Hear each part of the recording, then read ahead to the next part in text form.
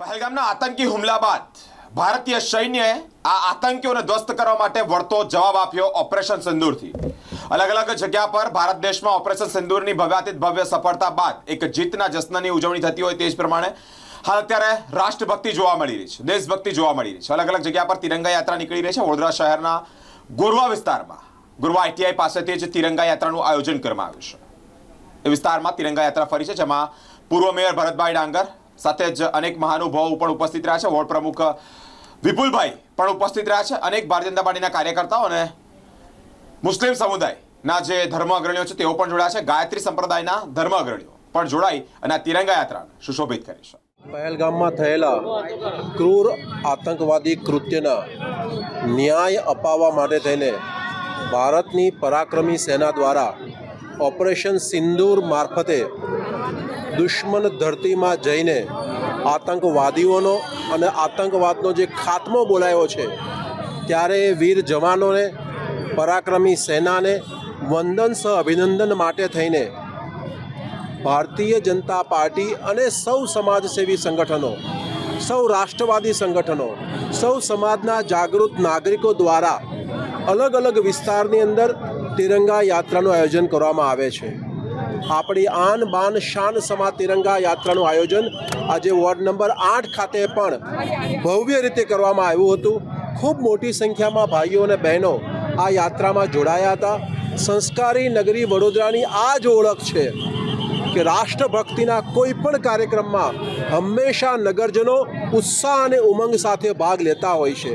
આ ઉત્સાહ અને ઉમંગ એ બધા જ ભારતીય સૈન્યના પરાક્રમી વીર જવાનોને વંદન સહ અભિનંદન આપવા માટેનો છે। અને આપના માધ્યમથી હું સૌ નગરજનોને પણ અપીલ કરું છું કે આપના વિસ્તારમાં જ્યારે પણ આપણી આન બાન શાન સમા તિરંગાની યાત્રા નીકળે ત્યારે આપણે આ રાષ્ટ્રવાદી કાર્યક્રમમાં જોડાઈએ, રાષ્ટ્રભક્તિથી ઓતપ્રોત આ કાર્યક્રમમાં જોડાઈએ।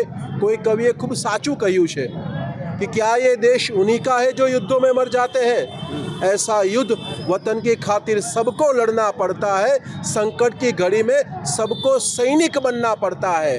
कदाच આપણે સરહદ ઉપર માં ભૌમની રક્ષા કાજે લડવાની જરૂર નથી, પરંતુ આપણે જ્યાં છીએ ત્યાંથી માં ભારતીની રક્ષા કરતા વીર જવાનોને વંદન સહ અભિનંદન આપવાની જરૂર છે। અને એટલા જ માટે આ તિરંગા યાત્રાનું આયોજન કરવામાં આવ્યું છે। અમારા પૂર્વ ધારાસભ્ય જીતુભાઈ, વોર્ડના પ્રમુખ વિપુલભાઈ, કોર્પોરેટર રાજેશભાઈ, મીનાબા, સૌ મોટી સંખ્યામાં સામાજિક આગેવાનો, સંગઠનના પદાધિકારીઓ જોડાયા છે।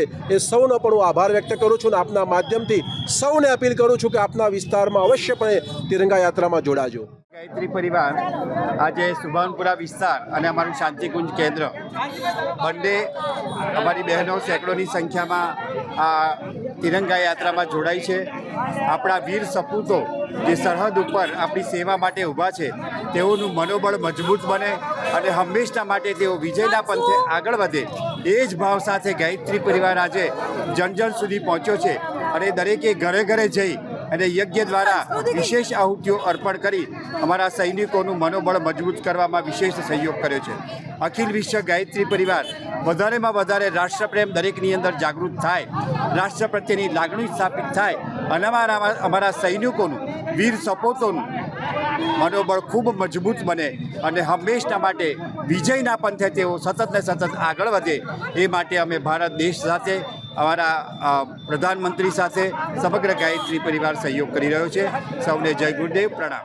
પહલગામમાં જે 27 હિન્દુઓને ધર્મ પૂછીને ખૂની ખેલ આતંકવાદીઓએ રચ્યો, એને કડકડતા જવાબ રૂપે ભારતની સેનાએ, આપણા આદરણીય પ્રધાનમંત્રી મોદીજીએ અને ભારતીય સેનાએ પાકિસ્તાનમાં ઘૂસીને પાકિસ્તાનના તમામ આતંકી લશ્કરોને નસ્સે નાબૂદ કર્યા।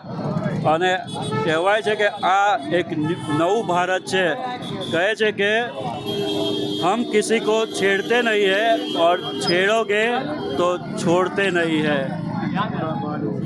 ભારતીય સેનાના આ પરાક્રમી અને સાહસી જે આતંકવાદીઓને એમના જમી પર જઈને માર્યા, આ વીરતાને અભિવાદન માટે આજે વોર્ડ નંબર 8 ખાતે તિરંગા યાત્રાનું આયોજન કરવામાં આવેલું, જેમાં તમામ ધાર્મિક સંસ્થાઓ, સંઘર્ષ સમિતિ, ગાયત્રી પરિવાર, વિશ્વ હિન્દુ પરિષદથી લઈને તમામ ધાર્મિક સંસ્થાઓ જોડાઈને આપણા ભારતીય સૈનિકોને અભિવાદન કરીએ છીએ, કોટી કોટી વંદન કરીએ છીએ અને સલામ કરીએ છીએ.